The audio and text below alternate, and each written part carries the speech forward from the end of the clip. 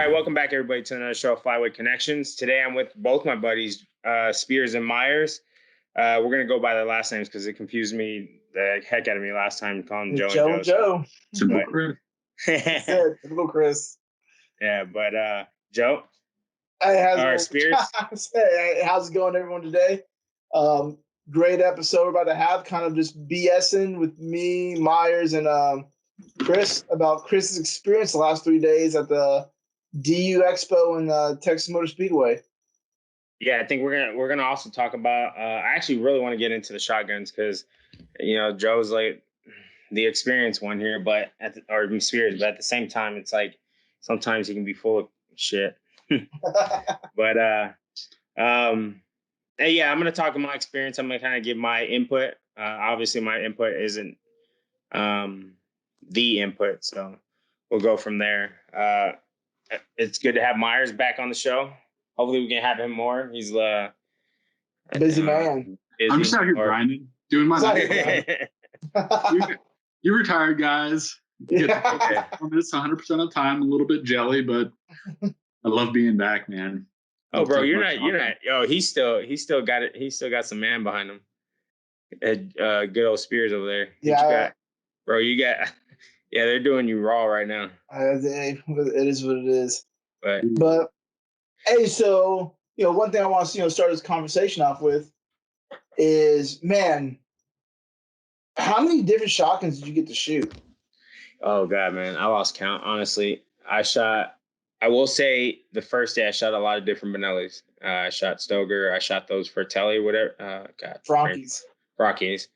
I eventually got to shoot the Retays or however you want to say. I don't know how they say it. I shot a lot of the Brownings.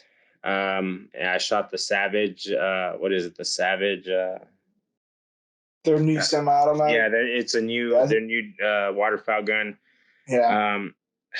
And again, my opinion is not the opinion, so I'm not a fan of them. I will say that they felt really bulky, heavy, not really something that I would want to carry around, and I don't want to throw the word around cheap, because there's like a fine line there, because I don't know what material they use, but you can definitely feel the difference between shooting I don't know, your standard AR or shooting some type of airsoft gun. You know what I'm saying? But yeah, I would say out of the brands, I did shoot Savage. I shot a lot of Benellis. I shot some Brownings. I shot the Retays or whatever. The only thing I'm a little upset about is I didn't get to shoot any of the Berettas. The Berettas, yeah. Yeah. Did you see any of the Winchester booths there? Well, I did shoot the Winchesters, but the only Winchester I shot was the one that I've already shot before, was the SX4. SX4? Yeah, I did shoot those. I did like, but it's too, I don't want to say too rich for my blood, but my wife's like, I could return the boat or get an over-under. Yeah, he was looking at those Brown and Satori's. Yeah, oh man, those are nice. Oh, dude. Nice. Yeah, nice. I definitely like those a lot. But yeah, man, I think it was a good experience. I got to meet up with Lee. I got to meet up with Derek. I got to meet up with Mike from DU. I got to meet up with. I didn't get to meet up with Bill Daniels. I'm sorry. I looked for the booth, and to be honest, if you're listening to the show, Bill Daniels, forgive me. Next year, I'll definitely go looking for you. Hopefully, Joe can make it down, or both the Joes can make it down, and they can stay at my place, and we can kind of get some going down there. But yeah, it was fun. Definitely on that note, congratulations to Riceland Custom Calls for taking a big win out there in Texas. Over at their Hayden Richard, putting the stomping out there in Texas, some Louisiana boys. But yeah, what was your favorite shotgun though, out of all of them? No, price set aside. Okay, if I didn't have price, the Browning A5. Yeah, really. I would say I did like those. I did like and it's not I don't think it's a waterfowl gun, but the Benelli Super Sport. Yeah, Super Sport. Yeah, that one was good. I I really enjoyed that one, and I didn't mind the Raytays. I'm gonna ruin it. I don't know how they say it. You said it right, Raytays. Raytays or Raytay. Somebody they were calling it all kinds of names out there. Yeah, they call it Raytay. That one, I think. Yeah, so I didn't mind them. I think one of the big questions, especially for the expert waterfowlers that were out there, and even the DU members and stuff, is that let's see what they do in the next 5-10 years as far as longevity. And it kind of makes sense because if you look at this is the only example I can bring up is that's my kid yelling, I think. But that's the only example I could bring up is like when, and you guys probably don't know, but when International stopped making the diesels for Ford and Ford went in-house, they didn't know, hey, how is Ford's diesels going to stand up to 6.7? And after a couple of years, people were like, okay. So I kind of look at it like that way, and we'll see how Rattay does. But I will say it was a nice shoot. It was smooth. Wasn't too crazy of a kick, and I enjoyed shooting them, man. Dude, what's the price point on those, like compared to like a Benelli? Oh man, way cheaper than Benelli. I would say the one I looked at was at 11. For the Rattay? Yeah, and I don't know. I'll be honest, I don't know which one I shot. I don't think they have too many types. Yeah, I think it's a Mazara or Mazda something. Yeah, for the like waterfowl shotgun. Oh, the Mossad. The Mossad. Yeah, it was nice. Dude, honestly, like if you like it, like my thought is, okay, well, if you don't have the budget for something a little bit more expensive, like even if they've got a little bit of work to do under the hood for, to like clean it up, dude, these guys are pushing product big. Like you guys both, watch it on YouTube or whatever. Like they're sponsoring some really big names. Oh yeah. And like pretty reliable people are standing behind this product. I think it sounds like a great product. They had a lot of people. They had a lot of people out there. I will say, I would buy one, and me and Joe actually had this. Me and Myers or Spears actually had this conversation. Yesterday or day before about shotguns. My biggest thing, man, is I do want to get a new shotgun this season, and whether I make it a habit or not a habit, you guys kind of know. It's like every season, I want a new shotgun. I know Joe kind of. I know my Spears kind of makes it a habit. I know Myers has gone crazy in the beginning. So, I mean, God, how many shotguns have you gone through, Myers? Just within the years you've 5. Is it 5? Yeah, it's 5. But so you started with the Super Black Eagle? We got the Super Black Eagle 2, and then we were doing mostly upland, and we were just too busy working out in North Carolina. Like I wasn't gonna have time to do a lot of hunting waterfowl, and we started hunting upland a lot. So I got an over/under that was actually really cool to shoot. You still have that gun? No. Yeah. And then I ended up, that was a Mossberg Silver Reserve 2, which is like the most budget over/under I think I could find, and it was awesome. I actually really liked it, but it wasn't going to do obviously when I was able to get back out in the marsh and stuff. So I went with a Remington 870 Express, which is fine. But it's a lot to maintain, of course, just because we're out hunting in the marsh down on the coast here. And then after that, I went with the Browning VPS, which is phenomenal and I still own. And then obviously, like I showed you guys the other day, the Browning Maxus 2, which have you shot that? Have you got to shoot that yet? It's fantastic. Yeah, it's so good. So I went and shot it for the first time maybe 3 or 4 weeks ago out at the range. And so my buddies have Benelli M2s, which are spectacular. I think they're super awesome. They shoot 3-inch, which for most of what we do, no problem. If they don't need a 3.5-inch. Yeah. And it really cuts down on the weight of their shotguns. Anyhow, long story short, the Browning Maxus 2 is really, really comparable as far as weight. Is that their upland one? No, it's specifically for waterfowl. Yeah, waterfowl. Yeah, the Browning Maxus is real. Yeah. And made so for waterfowl. Okay, yeah, that's the one I did shoot. I'm trying to remember which one. I loved it. It shot smooth. It was their over/under. It was in their upland, Browning's upland. Yes, it's Centauri. Yeah, it's a Centauri. It was a 20 gauge. Man, I loved it. Oh, dude. It was so I guess the thing is what's crazy to me is that Browning like made the shotgun so light because it's the same. Like my Super Mag is the same weight as my buddy's 3-inch, right? M2. It's same weight. Mine's maybe like a little bit. The frame is like a little bit larger, but the recoil, I felt like mine had the same, if not a little bit less recoil than their M2, and that's got the Benelli buttstock, with the recoil system, and it's an amazing shotgun, honestly, man. Obviously, it's super expensive, but I mean, if you're gonna go big, like whatever, do it right. Honestly, I think that the M2 is still a fantastic shotgun. I love shooting my buddies, but 2 of them have M2s. They're so cool. But anyhow, definitely super impressed with the Maxes too. So, Chris, take a look at it. I know Sparrows has like an opinion on some of the. So I shot the Maxes too. You did, yeah. Yeah, dude. I shot them. They were nice. Yeah, man. Yeah. Now comparing nice. I have a question for both of you guys, because I haven't shot the Maxes too. I shot the old Maxes.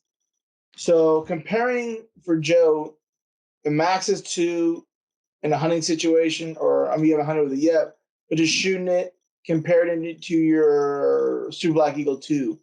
And then for Chris, same thing with you, shooting that Super Black Eagle 3, compare that to that Maxes 2. Joe, you want to go on that? Yeah. I think, well, first of all, I'm a much more proficient shooter now than I was then when I was shooting the Super Black Eagle 2.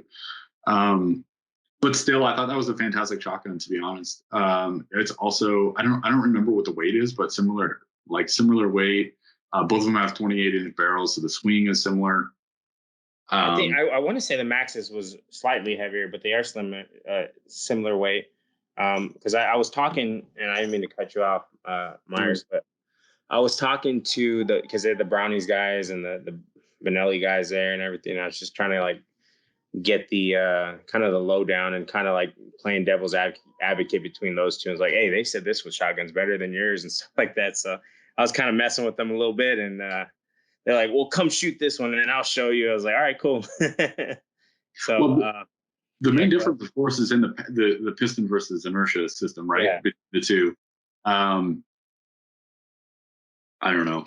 Honestly, my buddies that still have a Benelli, like they've, it performs as it should for the price point, and with the limited amount of shooting that I've done with the Browning, like it's doing what it's supposed to. But of course, you kind of alluded to this, Joe, is that like the real test is going to be when we get out in the salt water and the marsh, and how does it perform out there? Presumably, like I said, for the price point, it's going to be pretty stellar. But I don't know. We'll have to have that conversation a little. Yeah, I mean, I'll be with you guys early in the season. Yeah. So, So I didn't ask this question, and Joe, you might know. So I know Benelli, they have that. What is it? The coating that has a guarantee. It does. Benelli, I didn't ask Brownie if Brownie has that. I know Browning. So Browning has a what they call the Duramax. Yeah. Or like the Duramax, Dura something coating. The Browning I have that has it is BSP, and I like it. Phenomenal. Yeah, I've had no issues with it. I think it's a little more. It's a little more grippier than a traditional Cerakote. I won't say. It just has more texture. It sounds weird because it's technically like it's pretty smooth, but it has more. It just has more texture. Almost like a rubbery, grippy type texture to it. And also I don't remember like on the autoloaders that are Cerakoted, like what the foregrip material is, but on the Browning pump, it's seriously like grippy material. Yeah, which is pretty cool. Yeah. Yeah, I mean, as far as like between the two I shot, I will say, I did like the Max. It just has the amount of shooting I did get to do between those two, and I try to shoot the Browning and Benelli as much as I could, just because I'm kind of up in there between the two. I shot the A5 a lot. I did shoot the Maxes, and I didn't shoot as much as I shot the Super Black Eagle 3. I will say I did like the Super Black Eagle 3. And I, like Joe said earlier, or Spear said earlier, put money aside. If I could choose one, just the way for me durability it felt. Now I don't know. I don't know what the material it's made out of. I'm not the expert. I would definitely shoot the Maxis over the. But again, I would shoot the Super Sport over the Maxis. I just like the way it shot. Sean, was that a synthetic or was it all wood? The Super Sport? Yeah, it was a synthetic. I think it was their Upland one. Yeah, I want so probably all black. Yeah, it was all black. I did. So here's another thing, and this is kind of a conversation we had, me and Spears had earlier. The Stogers. I think my biggest thing is shotguns and chokes, and the chokes I already have. I kind of want to have that interchange chokes. Now later on, maybe next year, I'll get a different shotgun, but just for the sake of me having a Benelli Nova pump, those chokes threadings will fit on the Stogers. Yeah. And that's just, I think that's why, and I'm kind of catered, because for the listeners who don't know, the amount of money I've spent so far on waterfowl, my wife's kind of like astronomical. It's more than you should have. Yeah. My wife's kind of like, yeah, you're gonna return that bow. Do you want that shotgun? So I was like, I'll settle for. And it's not that I'm settling. I did enjoy shooting the Stoeger M3500. I really enjoyed it. For the price, for what it's worth. I'm not an expert again. I'm not like I said, I'm not the man to talk about, but just from my experience and me shooting it, I felt smooth with it. I felt really good shooting it. I didn't have a problem with it. Did I feel good with other guns that are or other shotguns that are definitely more expensive? Yeah, I did. What about the A5? Because initially you said out of like your favorite one, like preferences, one over the other aside. It sounded like the A5 was really the way. I like. So the only reason I really like the A5 is I felt like I could throw that thing and it's still gonna shoot. I felt like to me like it felt. And again, I'm not the expert, and and obviously I know you've shot the A5, Myers, and Joe for sure, or Spears for sure. But I don't know, man. To me, it felt like I can throw it in the dirt or it can fall and it's still going to go bang. Now, I'm not saying all shotguns aren't going to do that. But there is, it just felt really durable, if that makes sense. Now, which one did you feel like you got the higher hit? I'm not going to ask you how much. So I will say the ones, to be honest, the M35 and the Super Sport, I shot all the clays that went out. I didn't miss on those. I did miss on the A5, but I think it's it's not too much heavier. It's not that much of a difference but somebody who, there is a difference. There is a weight difference on those. I think it's just something to get used to, if that makes sense. Yeah. Because again, guys, like, it's not like I got to continuously wrap on one shotgun. I went from this shotgun to that shotgun to this shotgun, heavier shotguns, lighter shotguns. You got bombarded by shotguns as well. Yeah. So it was. You got bombarded by shotgun salesmen is what happened. Yeah. I kind of. But it was. I mean, man, I enjoyed it, and that's why next year you guys definitely need to come. And like I said, man, you guys got a place to stay. So why you guys? Well, I think I'm gonna try to compete next year. I think you should. Yeah. I think, and then they had dog competitions. Just saying, Myers. Damn. Don't talk about that. So I didn't get to see all of it. They had a dog jump competition. You might know a little bit more about that, where they jump in the distance in water. Oh yeah, dude! Like sporting dog, classic sporting dog competitions. Yeah. Okay, that's actually super cool. Yeah, they had that. The kids liked it just because they got to stand by the big old pool that they had, and the dogs splash water everywhere. But I didn't. I think next year I'm gonna kind of manage my time, because I went all out volunteering for this event, because I went every day, and I kind of stayed all day basically. I kind of got away early today just because it was kind of slow. But I was supposed to be there morning and afternoon. Yeah. But Well, it I seemed think like the main attraction for this expo was the Kong competitions. yeah, I got to see. So when we spoke earlier, I kind of like lied. It's not that I didn't go to see the show. I got to see the beginning rounds. Yeah. And I got to see a couple of them.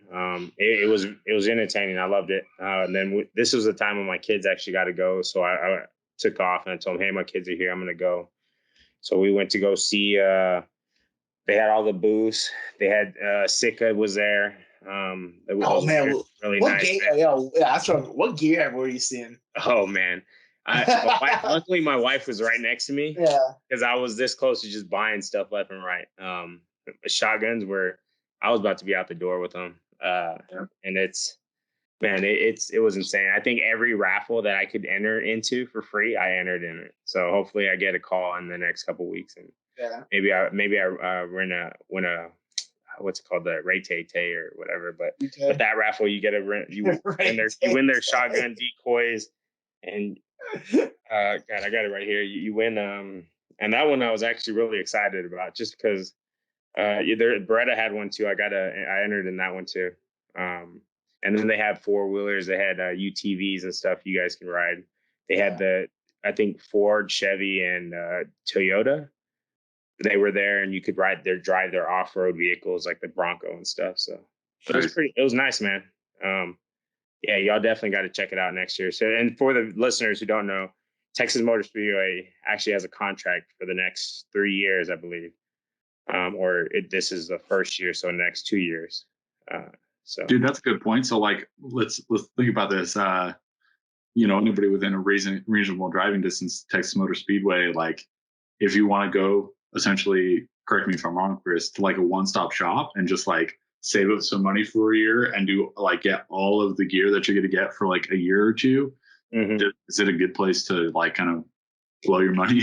I think it is. I really, if you're, and it's not just, and it's crazy. It wasn't just waterfowl. They had upland game there. They had a big game. They had a deer. I mean, obviously we're in the state of Texas, and everybody knows the state of Texas. I mean, that's kind of that's a big thing here. And I mean, we have King Ranch. So how they made Kennedy.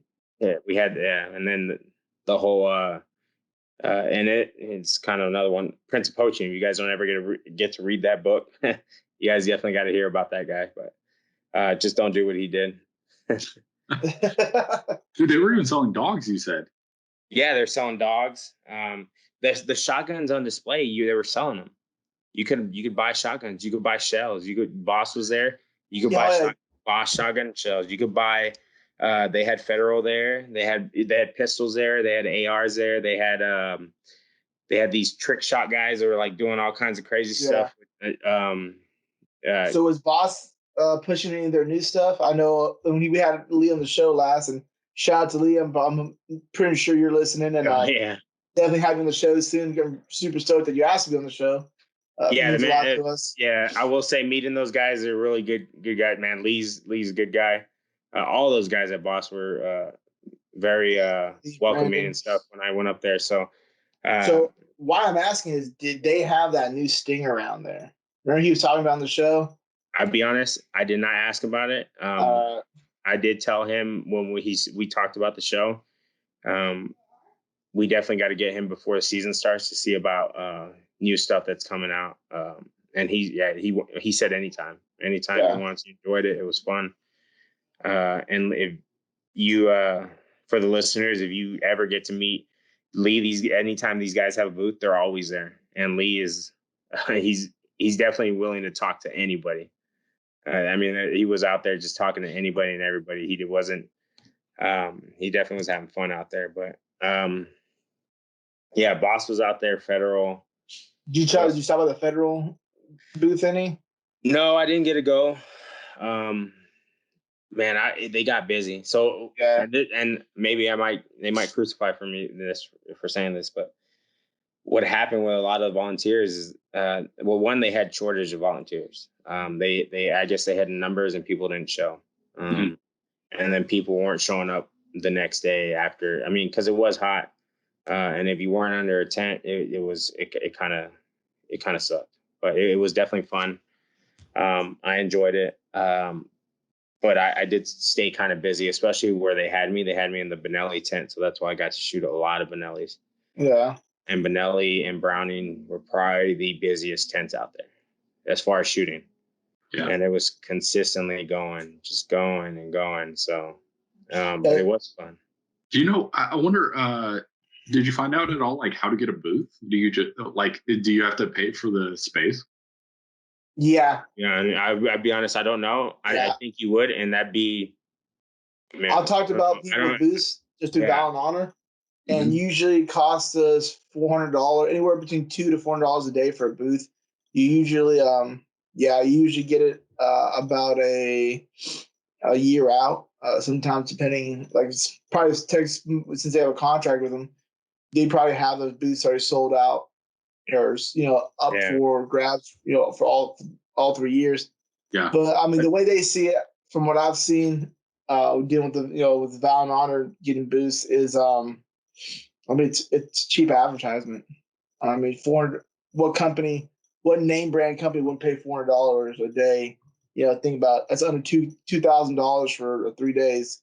Dude, you got to think about it. You sell one Benelli shotgun, it pays for itself, right? Yeah. Yeah, and you got to think about even like, because there was veteran organizations out there that, I mean, they're nonprofit too, and all they were doing is asking people to sign up for raffles that they were giving, and that helped funded for their veteran hunts and stuff like that. Yeah. So, and then they also get their name out there. I know I had a couple of them come up to me, and I entered a couple of their raffles, so we'll see. But I mean, I don't know. I mean, obviously Spears is the more connected with Val and Honor Outdoors, but I mean, that'd be something pretty cool if that ever came up. So yeah. So Myers, I know we talked about this. You're kind of, but kind of not in the market for waders. Oh, always. Always. Always. I think he's in the market for anything that has. And listen, this is more about the wader market than it is about me. Just to be clear. Yeah. There's a new brand coming out, a really super high end brand. I thought I had this in my mind that we were going to take this here. It's called Cheney, right? Yeah. Oh man, that's what I was looking at. You know what? Hey, sometimes I think, Myers, when we look up at the same stars at the same time, I mean, you're in line in them. Oh man, you guys sound like a Selena song. Late at night when I don't sing. I'm not gonna sing. Don't sing. Yeah. I mean, how do they pronounce it? I got Chin. Listen, it's either Sheen. Yeah. It's Chene. Yeah, and there may even be like an accent on one or both of the E's. I have no idea. But I've seen them, and I'm interested. Like, I'm always interested in the new wader, right? Like, I'm interested if the price tag's not. They're $1,000. I just looked at the price tag. What is it? They're $1,000. Okay, so if it's $1,000, I'll tell you what. I'll buy it if they're tailored. And if they're not, then I know you're making it for somebody that's a lot larger than me. And that's fine. It's just not for me. So they do. Do they do what Sitka does with the whole lifetime? Man, so it's a fairly new company. They haven't actually released anything yet. Mm-hmm. They're if you go on their website, they have a Facebook page. Chain gear. I think it's like 22 days. I think 22 or some odd days. Yeah, it's like, I want to say it's July something, like July 11th, second week of July is when they're dropping all their stuff. The amount of money that they've dumped into the marketing for this it's one product, right? This whole company, single product. The amount of marketing expense that they have into this one product intrigues me. Well, Joe, you'll know more. Yeah, it also is like there's something more to this than just there's a new wader out there, right? Like nobody would know about it even if it was you and I, So it kind of like leads me to believe that like somebody big is backing it, right? So I have done no research, so I can't speak intelligently about it here, but probably like a big name, like a person, or a big name like there's a different like one of the other brands behind it, or maybe somebody from a different big brand like decided to do their own thing. So it'll be interesting to see. I mean, we should look it up, and then of course it would be nice if somebody had the budget to do like a real review. Yeah. Hey, you know what? Maybe we'll hit them up, and maybe they might throw us each a pair to test out for the season. Yeah, no, that'd be nice. Oh, that would be nice. I mean, we could probably hit them up, get them on the show, and maybe get something going. But seriously, I mean, just like the way that they look, though, they look great because for a couple reasons. The main problem I have with my waders right now is like there's too much going on. I don't know what waders are you guys wearing right now? I got the Cabello. That's Cabela's. I'm wearing Lacrosse. I like Lacrosse Mallard Dews. Which ones? The Lacrosse Mallard Dews. Yeah. Okay. So both of these waders like are really simple, right? Yeah. Mine are like super complex, like right here in this area. And I thought it was cool at first, right? But the problem is that there's just so much material and there's so much space to like put all your stuff in that you literally will, and then it looks like you're a kangaroo or something, right? Yeah. It's too much. Like I'm sure this next season, or maybe if I have the budget, the season after that, like whenever I have the budget, I want to go cleaner, right? Like I just want to get rid of all this stuff, and just like simplify a little bit. And I think both of your guys's, granted, like they wouldn't work that well for me down here, like further south, because they'd get too hot. That's my issue too here with the neoprenes. Yeah, it's like. Have you looked at the Drake zip ups? Oh gosh, yeah. Those are super streamlined. Not to cut you off. What is that brand called? Chinchi? So spell it like this: CHENE. ENE gear. Yeah. Yeah. When we were talking about gear, when I was looking away on my phone, I was Googling them up, and literally right. Joe, I mean, Myers already knew where this was going. Okay. He was like, "Yeah, you're talking about that Cheney." Maybe Shane. Honestly, now that I'm looking at, I have no idea. But yeah, July 14th. July 14th. Yeah. Honestly, while you guys were talking, I was trying to like read a little bit about it and see what makes it. Because so obviously we both know, and Joe, we've had this conversation because you kind of like Spears definitely been in this lifestyle longer than us, so he kind of like tells us from experiences from other people. So you finding something that different that's gonna work for you as a waterfowler. But that's what I'm intrigued about, is what makes it different. So the one thing that got me on those waders was I really like the Drake waders. And that's what I used years before I got these lacrosses. I kind of nothing against lacrosse. I love lacrosse. I love my Mallard Dews. They get a little hot down here in the South, but it is what it is. For sure. What do you call it? My I busted my my Drakes like a week before the season started. So I needed like a quick pair before I think it was like the week of opening. I was like, well, I know I could either order another pair of Drakes, or I know this store down here sells lacrosses. Lacrosse is a great company. I will rock those until I need a new pair. So I got some lacrosses, but I really liked about my Drakes is on that boot. They have that boot oversleeve. Yeah, these do too. Yeah, but like Myers and mine with that boot oversleeve, there's water gets in there, and and when I'm saying it feels like a gallon of water gets stuck up underneath that sleeve, and he's rolling his eyes because he knows what I'm talking about. I hunt in boats. I hunt in my Piros, these creek boats. I get in and out, and I'm just dumping buckets of water in these kayaks. Yeah.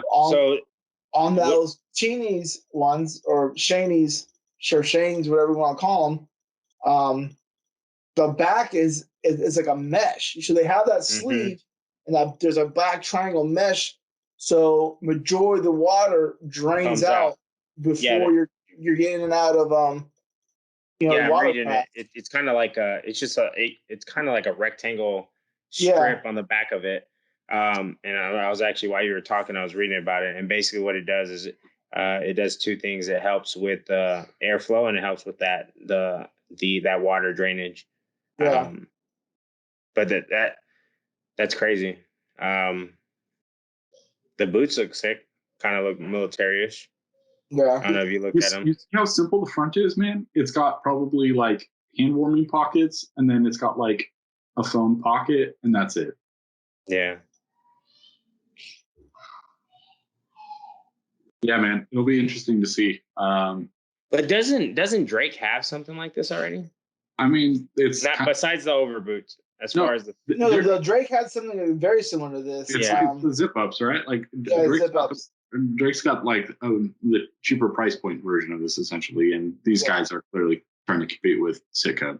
Yeah, you know, and because Sitka's look almost, obviously the pattern's different, but Sitka's design looks like it's not that much different than these. Different, and I think what's gonna, to me, and probably some of our listeners out here, and some guys that I know real well that are gear fanboys, which there's nothing wrong with. I mean, I find my brand, I really like Drake.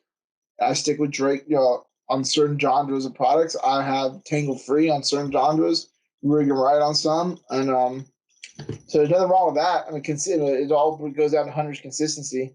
Yeah, and I think the biggest thing too. So like, I will say, and I guess Myers can kind of speak on his experience too. For the new waterfowler, it's kind of like just finding it. I mean, so and Spears, you can kind of go out caveat off this too. So just finding what's comfortable for you. And like, for instance, Myers saying he doesn't like the whole and I'll be honest, I don't like the whole thing. I mean, even during deployment, I didn't like the whole all this in my way. So I had the mask kit in my back and radio in my back, so it wasn't in my way. Battle belts. Yeah, you had a battle belt. Yeah, me and Myers. I wasn't a big battle belt guy until our deployment together, and I seen everyone having battle belts. That's because Nick was all about battle belts, and we're like, I guess maybe we can try it out, and so it ended up being great. Yeah, so I will say the only thing I liked about him, I didn't get into him until my second deployment, is that when I got in a deco, I can get in my truck and just I'm comfortable and sit back. Because I think my first deployment, if I did put anything, it wasn't a battle belt. I just wrapped it, I mollied it around my belt. So yeah, for like thinking back on like dudes that are just getting into it though, I think I bought some, dude. What is that super cheap brand? Man, I'm not gonna remember what it is. Magellan. No, I bought some cheaper than Magellan, but let's go to Magellan anyhow since you mentioned it. My favorite waders that I've ever owned were like $180 from Academy, and they were Magellan. Honestly, they lasted me for like 2 or 3 seasons, and which makes them the most reliable wader, most resilient wader I've ever owned. I liked them, man, and they weren't like super price. What's that for the price? For the price, yeah. Yeah, they weren't super complex. They were, they weren't crazy. They had a couple pockets here. They had some hand warming pockets. Pretty simple. I think they're fantastic. I know, $180. Obviously, like all the gear adds up like super quickly. So if you can keep it as cheap as possible, I'll tell you what. Like to keep it as cheap as possible on the stuff that you're gonna have to replace sooner than later. What aren't you gonna have to replace sooner? Shotgun, unless you're like me or you. And, shotgun, you don't have to. Well, waders, you probably will have to. Like honestly, Spares, what's the longest you've ever had a pair of waders? 5 years. That was my Drakes. But okay, so what's the longest you've had a pair of waders without having to patch them? That's really all right. So they're gonna be my Drakes, and remember when mine busted, it wasn't necessarily. I mean, I was hunting those beaver sloughs, and it was just normal wear and tear on the on stitching. So you have 2 years, right? You have a warranty for 2 years on the quality products. That tells you that probably every 2 years you're gonna have to buy a new pair of waders, because in that third season they're gonna break, they're gonna rip, they're gonna tear. Something's gonna happen because it's like wear and tear. So like every 4th season, you're probably gonna have to replace your wader. Yeah. So I mean, that's going back to like the Sitka stuff, where Sitka waders are a lifetime guarantee. Now I'm gonna say $1,000 for these It is high, even for the Sitka. They are high, but I've known plenty of people who someone saw Miller, busted a hole in his, returned them. They patched the hole. They put a new boots on the waders. He got them 100% fixed. I'm wondering. Like, I haven't looked enough in these Cheney waders, but I'm wondering if they do have the same lifetime warranty. I mean, if they have the same lifetime warranty, and I think that's gonna be a game changer in the wader world in the waterfowl hunting. Because just like you said, to me, if you were to ask me a week ago, what are the two things you don't need to buy consistently? If you buy quality up front, I'm always gonna say a shotgun. You buy a quality shotgun, you're gonna hand it off to your kids, your grandkids, and if you buy quality duck calls, you're gonna hand those duck calls off to your kids. Yeah, those are the two things. Now we're starting to get into the era where we're almost that way with waders. On the repair wise, I mean, it's fabric, so you know it's gonna bust, but. No, that's a good point. That's a good point. Hey, actually, I'm glad we talked through this because honestly, the truth is, if I had the budget, I'll spend the money on the chain waders. The thing I want to know is, like, for me, like, because this kind of brings back full circle to the beginning of this conversation, which is like, it's great. I want $1,000 waders, and I want them to have a lifetime warranty. But what I want more than either of those things is just for them to fit properly, right? Yeah, comfortability. Because if we were talking about public versus private land hunting, maybe before we just jumped on, but dude, like, we're hustling hard, and it's harder to hustle with gear that doesn't have the proper fit. So anyhow, that's really like my number one thing is it's tough to spend $1,000 without having the opportunity to try something on. So I will say, if they put a product out and you can go like try it on, dude, I'll do it. Like, once I know that I have the money to spend on it. This is good. That what I will say too, for like even the new waterfowlers coming into that, they want to try or whatever, but they don't have the money to just buy everything. The one thing I will say, at these expos that DU held, they had Sitka there. You were able to look at the material, try it out. They had other brands there, decoy brands there. You were able to look at them, see what they do. I mean, the fact that you can actually go there and like look at them firsthand instead of buying them and doing a little trial and error for yourself and spending that money for it, I think that you're saving money, because it was $10 to get in the expo, $10. Yeah, like I was saying, it's a great place. Like, if you're like, if somebody even like a few seasons in, or like 12, 15 seasons in, and you're like, yo, instead of like buying things piecemeal this season, I'm going to save up my money for like the next 2 seasons and go hit this expo. Yeah, dude, you can try the stuff there. Yeah, and it's like, I don't have to like look on the internet, read about it, because I mean, obviously, just like everything, you read about it, you get it, and it's not what you wanted, or it is. I mean, vice versa. But I will say, it literally, what kids under 12 got in free.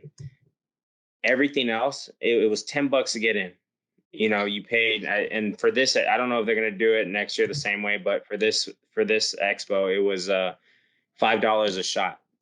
So you paid $5, you got one ticket that gave you 5 shots. So the more you obviously buy, you can spend it on whatever shotguns you want to try.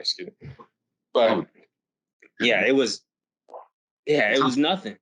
Yeah. Huh? Did you take your kids, Chris? Did you say that the kids went? Yeah, Saturday they went. My daughter actually really liked the 20 gauge of the Super Black Eagle 3. So she actually really enjoyed it. So talk about an expensive hobby for a kid. Yeah, I know, man. Yeah. I was like, you don't want to try this Savage or we can go to Walmart. Yeah, we can go to Walmart and see if I mean, but like Spears always says, man, the best shotgun to shoot waterfowl is the one that goes bang. And I think shotguns is like waders. It's just your comfortability. And the fact that this expo you can go over there and try different ones without having to buy it, because it's different where you go to Cabela's or any other gun ammunition store or whatever, and you just do this all the time. Dude, you seen versus shooting it. You know what I mean? Shooting it is different, and the fact that people got to shoot it, I think that and that's why I would say if you're, and like you said, even experienced waterfowlers, people who've been doing it their whole life, or I think that it's just some expos like these are really good because you actually get out there, try, look at the material. And they didn't just they had bows out there too. So I actually shot a couple Matthews and Hoyts just because I do bow hunt too, or I do shoot bow as well. So I mean, just like Myers was saying, like even for guys who who've hunted for a long time or whatever, like you can go to one place and get, you said everything from decoys and shotguns. You can get boats there, man. They had War Eagles there. They had Pro Drive there. They had they did boats. Dogs were there, man. It's like so for your lab there. They had kayaks there. So for a new waterfowler, thinking about getting into the year, this upcoming season, who's listening, like, and especially if you're around the Louisiana, Texas, Oklahoma area, I mean, go to the expo. There's multiple expos all over the U.S. Mm-hmm. Every state has an expo similar to it. Now, the one thing I would say that would get kind of exhausting, and Chris, you kind of talked about it, and Myers mentioned it, is you are dealing with a lot of salesmen. Yes. And everyone wants to be, and sometimes it almost gets to the point where they try to make their opinion. They try to make your opinion for you. But here's the thing, man. Trying to sell product. And we talked. Me and you, Spears, talked about this. It's one of those things. In one ear, out the other. And like growing up, I mean, you got 2 ears and one mouth. You need to listen twice as much as you talk. So I mean, it's just one of those things. Like, you're listening, but the fact that you get to go up there and try it yourself, I think that changes the game. And that I didn't bring this up, but they were selling dogs. You can see the pedigree of these dogs. They had books out there, and you could see what their bloodline. You can boats, kayaks. If you're because I know Spears is a big he's a big waterfowler with his kayak, and but they had boats out there, and it wasn't just for waterfowl. If you're a fisherman, they had Ranger out there. They had all these other boats out there that you can try. They had fishing rods you can try or whatever. They had ATVs, UTVs, all kinds of stuff. So, but as far as the waterfowl side, I thought that was crazy that you could get a dog there. You basically get a whole setup there. You can get your boat, get your dog, get your gun, get your waders, and get your decoys all in one spot. Yeah, and you get to try them all. First time hunter this season, hitting up the convention because I would have dropped so much money. Yeah, good Kenji's had been done. Dogs, I got a boat, and then I'm like, I ran out of money, I can't get a shotgun, and I wouldn't be hunting. I will say too, people came down from Kansas, people came down from all over. Now, obviously, yes, it can be pricey, but I talk, and I don't know how true this is, just from with the gentleman I talked to who was a volunteer who was not from the area. They stayed at the hotel at Texas Motor Speedway. Now, normal price at Texas Motor Speedway hotel is like crazy expensive because it's a race. It's Texas Motor Speedway.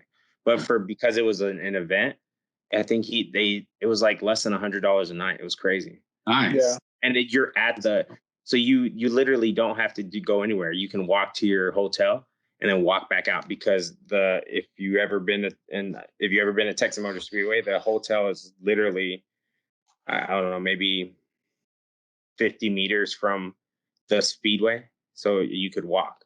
It's like Disneyland. It was like Disneyland or the Waterfowl World. Yeah, dude, that sounds so good. Hey, how do you get tickets for like just the normal person out there? You can walk up and go buy them. You can buy them literally online, just walk in and walk in. But you could also get it online. So, and then if you want to volunteer, it's all online. I know for me, like, because I'm a DU member in this region, they emailed or whatever, but you could also go on the website for the expo, and it says that they have a tab for volunteers or whatever. So question for you, Chris, and question for Myers. I know Myers. My bad. I didn't mean to cut you off. I was like, we can talk, man, I think. But go ahead. Myers, I know you constantly look at gear, and you just go to the expo, which was kind of like the mega store of gear this year. For both of y'all, what's that one piece of gear that you guys want for this upcoming season that you're like, I am going to get this? So I'll be honest, for me anyways, it's going to be a shotgun. And now that you guys were talking about decoys, it's actually three things. One, it's going to be a shotgun. Two, watching the actual duck calling competition. I'm going to keep hopefully not sucking by the end of this year and get better. And then three, I'm going to look at more waders.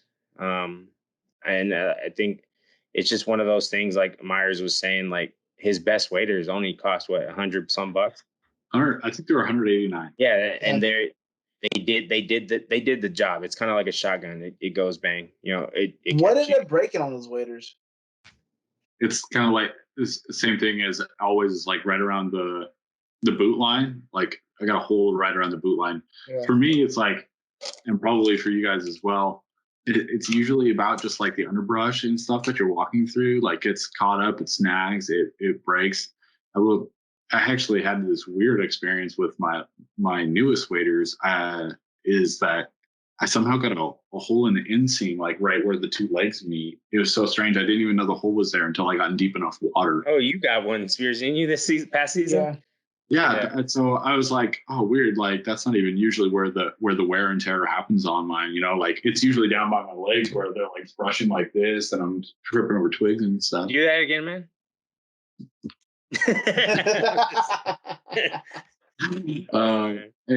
Go ahead. For me, my buddies out here, my buddy Alex and my buddy Phil out here, we were talking about blind bags this last season, just like the fact that our blind bags are huge. And so my buddy Alex went and bought like one of these Drake blind bags that literally is just large enough to hold a couple of cases of shells. And I'm getting on board with it this year. That's like the one more thing I want. I already bought the shotgun, so it is what it is.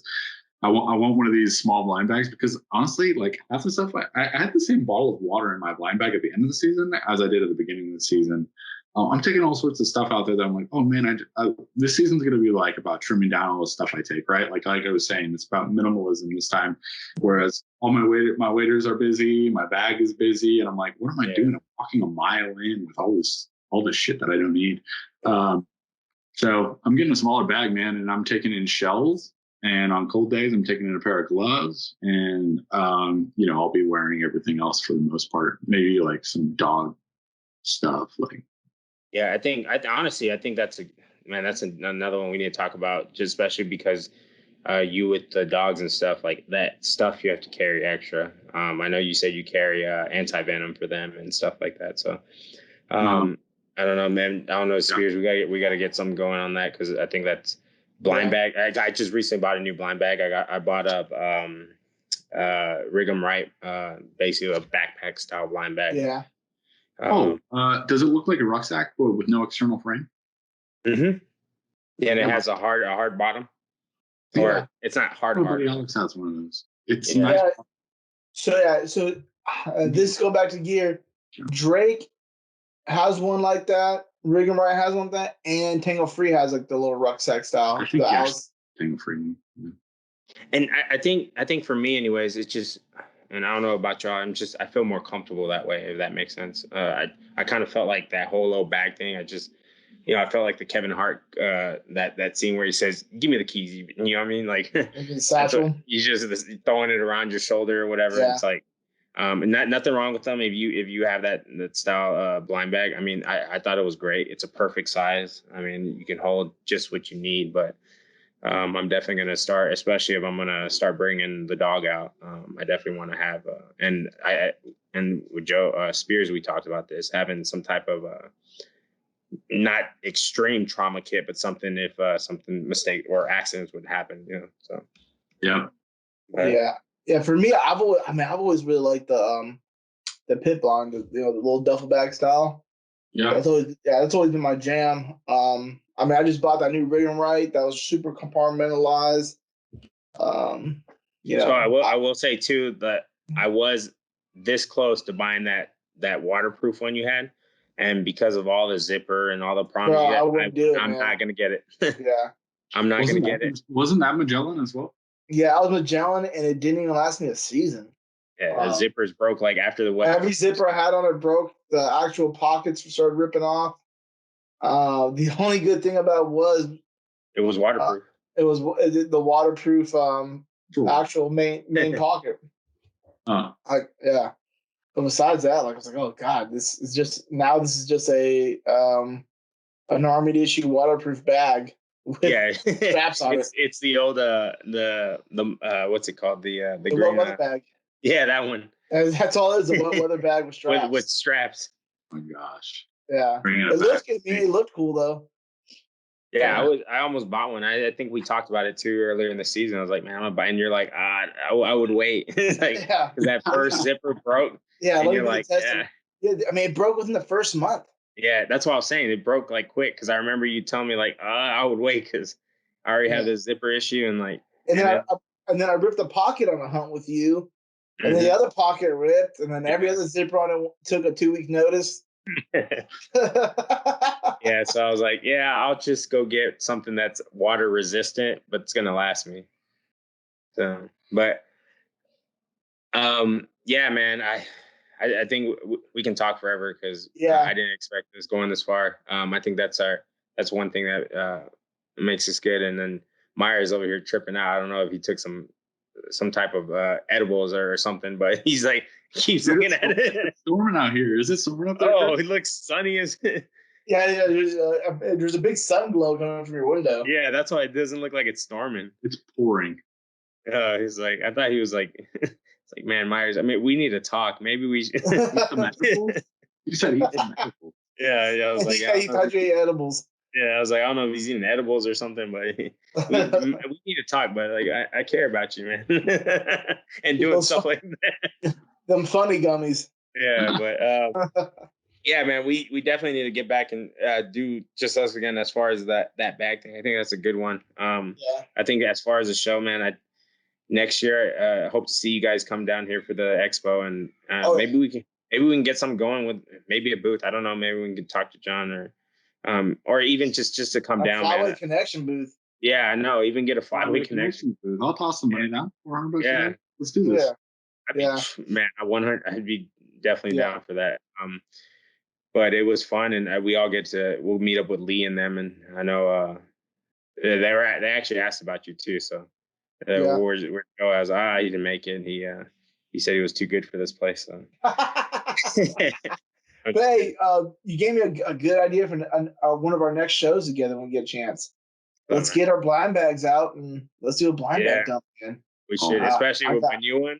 Yeah, with our new ones. Let's wait for Myers get his the one he wants to set up. Let's talk about let's do it with my dirty, worn out one. Okay. Yeah. Because we did ours with our. Well, you had your new one, didn't you? Yeah, but I didn't do my new one with it. I did it with my old Magellan. I did it with my small one. With duct tape pockets and everything. But I'll tell you what, blind bags is one of those things I gave up on a long time ago. I was like, oh well, this one's as bad as the next, so I'll keep it. Yeah, I think mine. I gave it to. Hey, Myers, we're about to turn that industry on its head here in a little bit. The industry turned around on its head. But all right, gentlemen, I like always, I love talking to y'all guys. Yeah. And then before we go, I want to go ahead and, like always, we're going to thank Bound and Honor for what they do for first responders, veterans, and stuff. I mean, if you like the show, please, if you guys hear that pound, I just hit my desk. Please like and subscribe. Help us out.